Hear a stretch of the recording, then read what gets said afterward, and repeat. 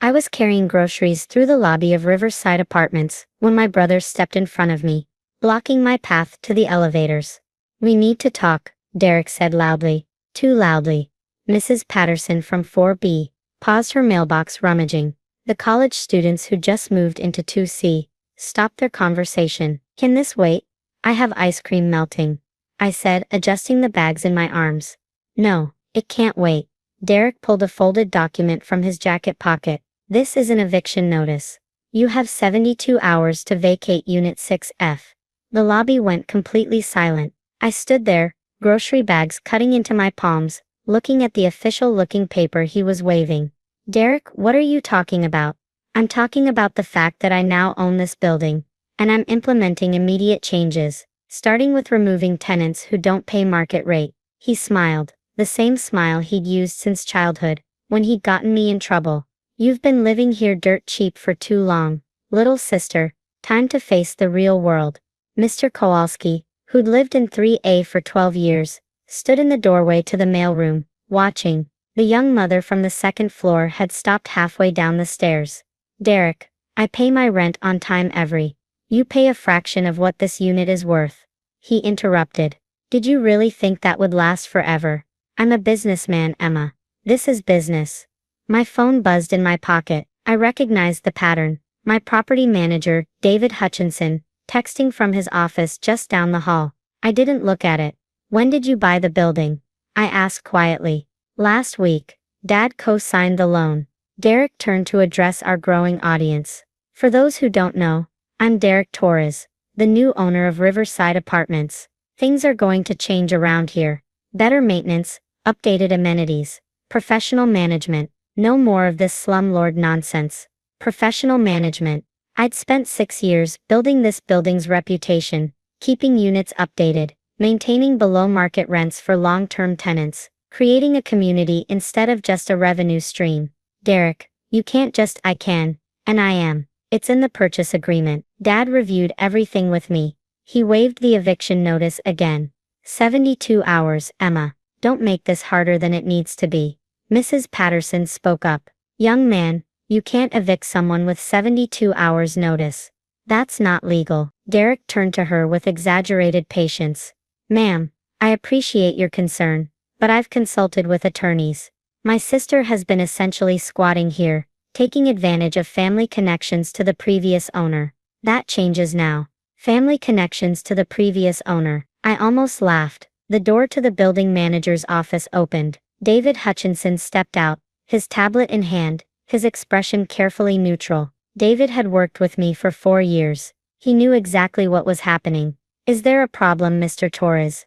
David asked. "No problem," Derek said confidently. "Just informing my sister of the new ownership structure and necessary changes." "I see." David glanced at me. I gave him the smallest shake of my head. "And you've reviewed the building's ownership documents?" "My father and I have reviewed everything. The sale was finalized last Tuesday." "Interesting." David tapped something on his tablet. "Could you step into my office for a moment? There seems to be some confusion about the chain of title." Derek laughed. "There's no confusion. I have the deed right here." He pulled another document from his jacket. "See, Derek Michael Torres, owner of Riverside Apartments, all 32 units." David looked at the paper, then at me, then back at Derek. "Mr. Torres, that's a quitclaim deed." "Right. Which makes me the owner." "A quitclaim deed transfers whatever interest the grantor has in the property. It doesn't create ownership if the grantor didn't own the property to begin with." The lobby had gone silent again. Mrs. Patterson moved closer, interested now. Derek's confidence wavered slightly. "My father owned this building. He transferred it to me." "Your father," David said carefully, "has never owned this building." "That's ridiculous. He's owned it for years." "He's the one who." Derek stopped, looking confused. "He told me he bought it in 2019. Mr. Torres, I've been the property manager here since 2021. I've never dealt with your father as the owner." I set my grocery bags down on the lobby's seating area bench. The ice cream could wait. Derek's face was reddening. "Then who did you deal with? Who signed your paychecks?" David didn't answer. He looked at me. "David," I said quietly, "could you pull up the ownership records, please?" "Of course, Miss Torres." David turned his tablet around, displaying a digital copy of the property deed. Riverside Apartments, purchased August 2019, for $2.4 million, by Emma Catherine Torres. Would you like me to show the mortgage documents as well? The lobby exploded into murmurs. Derek stared at the screen. That's not possible. It's quite possible, David said. Miss Torres has owned this property for 6 years. I have the title insurance, the tax records, the bank statements. No. Derek shook his head. No, Dad said. What did Dad say exactly? I asked. Derek looked at me, and for the first time uncertainty crossed his face. He said the family owned a building, that he was managing it, that he wanted to transfer it to me so I could finally have a real business opportunity. Dad doesn't own this building. He never did. But the deed is worthless. David finished. You can't deed property you don't own. Mrs. Patterson laughed, a short bark of amusement. Oh honey, you tried to evict the actual landlord. Derek's hands clenched around his fake deed. This is some kind of scam. Dad showed me bank statements, rental income, maintenance expenses. He's been managing this place for years. He's been helping me, I said. I hired him as an assistant property manager in 2020 when he lost his job. He handles small maintenance issues, coordinates with vendors sometimes. He gets paid $2,000 a month. No. He told me. Derek's voice rose. He showed me everything. The income statements, the tenant files, everything. He had access to those files because I gave him access. He's an employee, Derek, not an owner. The college student from 2C whispered to his roommate, not quietly enough. Dude, this is insane. Derek turned on David. You're part of this. You're helping her lie about Mr. Torres. David interrupted, his voice hard now. I'm going to need you to leave the premises. You're disturbing the residents. I'm disturbing. I own this building. You don't. And if you don't leave voluntarily, I'll call the police for trespassing. Derek looked around the lobby, at the neighbors watching with various expressions of shock and amusement, at David standing firm with his tablet, at me standing quietly, next to my melting groceries. Emma, this is insane. Why would I what? Let you believe Dad owned this place? I didn't. Dad knew the truth. He's been cashing paychecks with my signature on them for 5 years. But why wouldn't you tell the family? I picked up my grocery bags, because every time I tried to talk about my work, about my investments, about anything real in my life, you all laughed. Remember Thanksgiving 3 years ago when I mentioned I was looking into real estate? You told me I should focus on realistic goals, and stop pretending to be a businesswoman. Derek opened his mouth, then closed it. You told your friends I was a professional renter. I continued. Mom introduced me to her book club, as her daughter who still hasn't found her path. Dad told Uncle Robert, I was figuring things out when I'd already owned this building for 2 years. We didn't know, because I stopped trying to tell you. I shifted the grocery bags. I bought this building with money I saved from my software job. I got a commercial loan, renovated the units myself over 3 years, built it into something profitable, and I hired Dad when he needed work, because he's my father, and I thought he'd be trustworthy. Mr. Kowalski spoke up from the mailroom doorway. Emma fixed my water heater herself last winter, came up at 11 p.m. on a Saturday, because the emergency line went to her personal phone. She approved my emotional support dog, even though the old lease said no pets. The young mother on the stairs added, didn't charge me extra or anything. Derek looked around at the tenants, then back at me. You've been this whole time. Yes. And Dad apparently decided to pretend he owned what he managed. I started walking toward the elevator. David, can you handle this? Already calling your attorney, David said, his phone to his ear. And your father. I stopped. Dad's coming here? He called about an hour ago, asking when the new owner would be visiting. Said he wanted to make sure the transition went smoothly. Derek's face went pale. He really thought. He told me you'd understand, that you'd be happy for me, that this was keeping it in the family. The elevator arrived. I stepped in, bags and all. Emma, wait.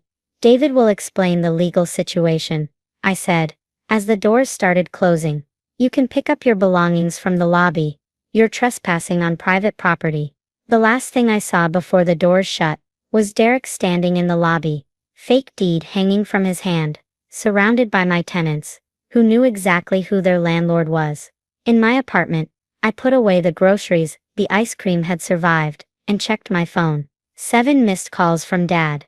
12 texts ranging from "we need to talk" to "this is a misunderstanding. Don't do anything rash." 3 texts from Mom. "Your father says there's a problem with the building. Derek is very upset. Why didn't you tell us you owned property?" 2 from my sister Lauren.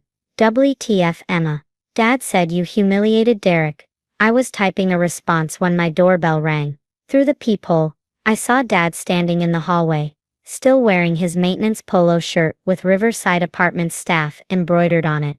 I opened the door. "Emma, sweetheart, this is all a huge misunderstanding." He started immediately. "I never told Derek he could. You showed him financial records and told him you owned the building." I said the family had an interest in the building. "I meant we all benefit from." "You forged a quitclaim deed, Dad." He had the decency to look ashamed.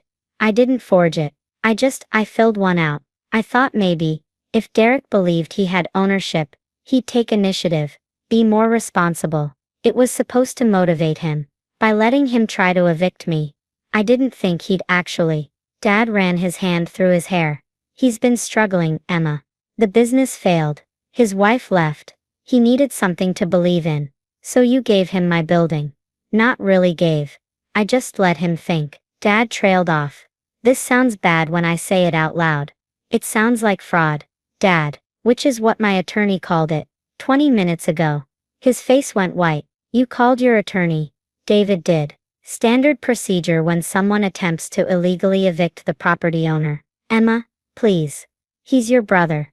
I'm your father. Can't we just what? Pretend this didn't happen?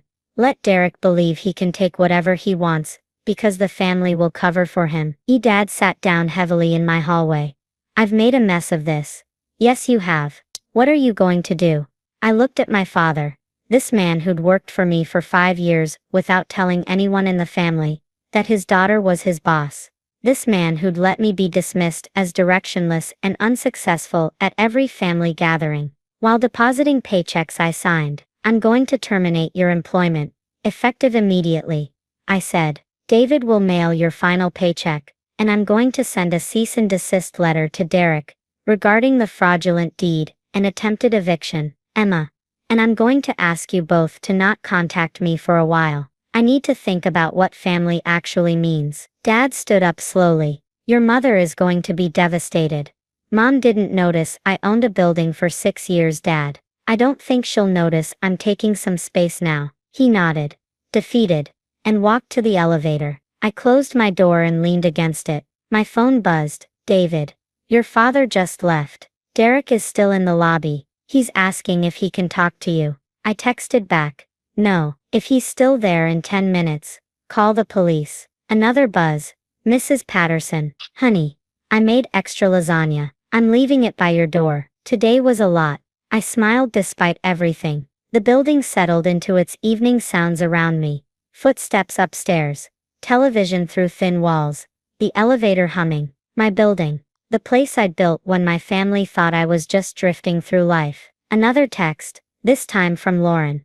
"Mom says you fired Dad and kicked Derek out. What is happening?" I looked at the message for a long moment, then typed, "Ask Dad. He has all the details." Then I silenced my phone, heated up Mrs. Patterson's lasagna, and pulled up the architectural plans for the building expansion I'd been planning. The family would keep calling. Derek would probably try to salvage his pride with some story about misunderstandings. Dad would attempt damage control. But for now, in apartment 6F of the building I'd owned since I was 25 years old, I ate lasagna and planned my next investment property. The elevator dinged in the hallway. Heavy footsteps. A knock at my door. Through the peephole.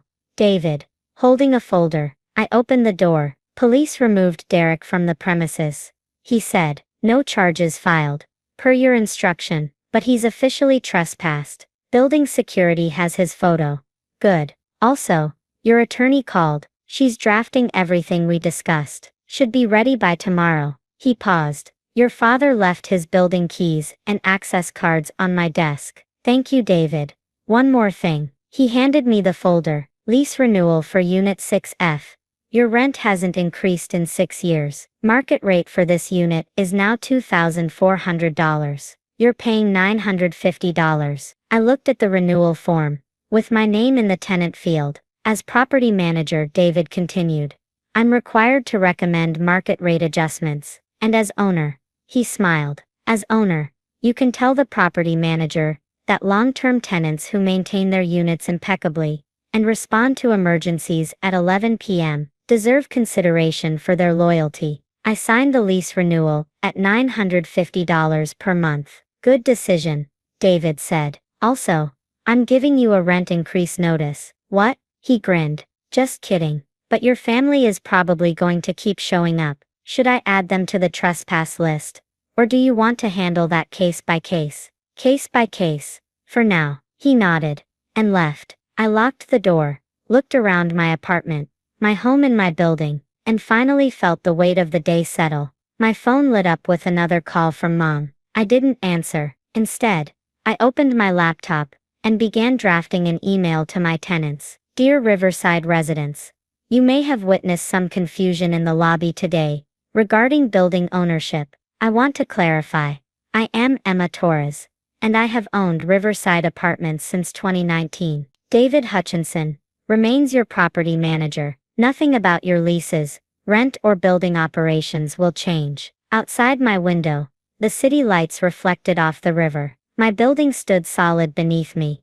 32 units of people living their lives, unaware that their quiet landlord, in 6F, had just reclaimed her story from a family that never bothered to ask.